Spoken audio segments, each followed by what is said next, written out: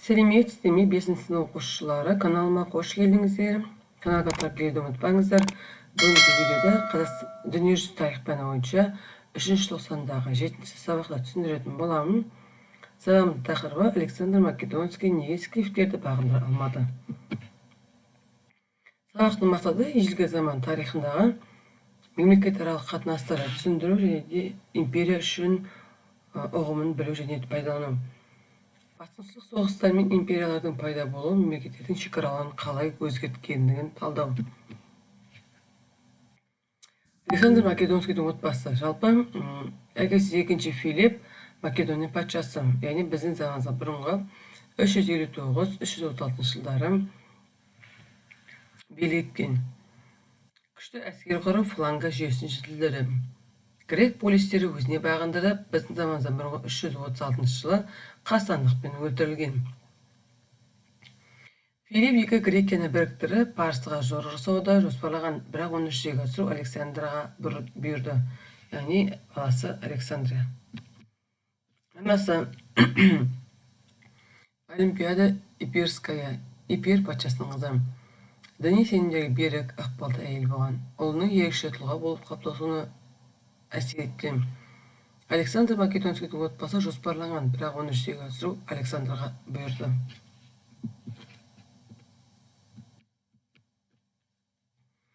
Александр Македонский 20 жасында патша атанып, яғни таққа отырады. 336 жылы біздің заманымыздан бұрынғы 20 жасында патша атанды. Алғашқы қадамдары ішкі бүліктерді басып, Грекиядағы көтерілістерді тоқтатқан болатын. Фива қаласын талқандағандар басқа грек қалаларына ескерту жасады. Яғни ішкі бүліктерді басу, Фива қаласын талқандау, Грекиядағы көтерілісті тоқтату сияқты осы жұмыстар атқарып, билігін нығайтып, Парсыға қарсы жорығын бастаған болатын, алғашқы жорығын. Одан кейін өз атынан қала тұрғызу, яғни Александр жаулап алған жерлерде көптеген қалалар салдырып, олардың басым бөлігі Александрия деп аталды. Ең әйгілі қаласы Александрия, Египет. Біздің заманымыздан 331 жылы негізін қаланды. Жерорта теңізі жағалауында орналасқандықтан ірі сауда және мәдени орталығына айналған болатын. Кейін атақты Александрия кітапханасы осы жерде салынған. Неліктен өз атын берді?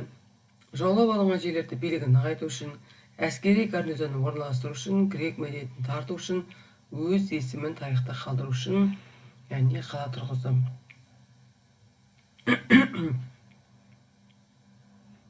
Тарихшылардың айтуынша Александрия 20-дан астам қала салдырған. Мысалға, Орта Азияда Александрия, қазіргі Тәжікстан, Ауғанстан аймақтары, Үндістанға жағған аймақтардағы бекініс қалаларды тұрғызған, яғни осы жерде өздерінің қалаларын тұрғызған екен. Александр Македонский неге скифтерді бағындыра алмады? Яғни скифтердің әскери тактикасы, скифтер сақ тайпалары көшпелі өмір салтын ұстанып, олар жылдам қозғалатын атты әскерге сүйенді, қашықтан садақпен соғыс жүргізіп, ашық шайқасқа түспей, тұтқиыл шабуыл жасап отырған болатын. Яғни Александрдың ауыр қаруланған жаяу әскері кең далада жағдайда тиімсіз болған.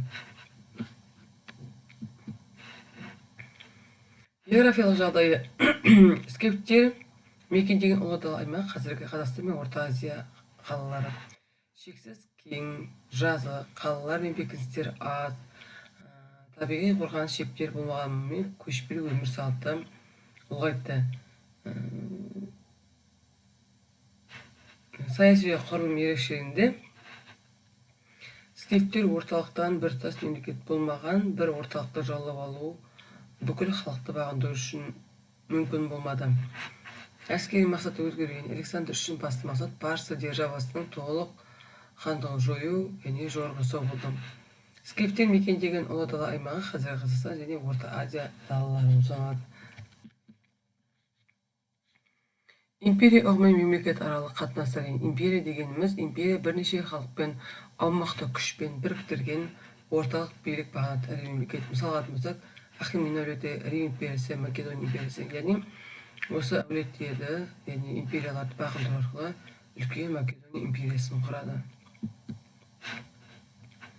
Басқыншылық соғыстар мен шекаралардың өзгеруі, яғни жаулап алу арқылы аймақ кеңейді, яғни Александр Македонский жорығы кезінде грекия үндістанға дейінгі жерлерді біріктіріп тәуелсіз мемлекеттер империясының құрамына кіреді.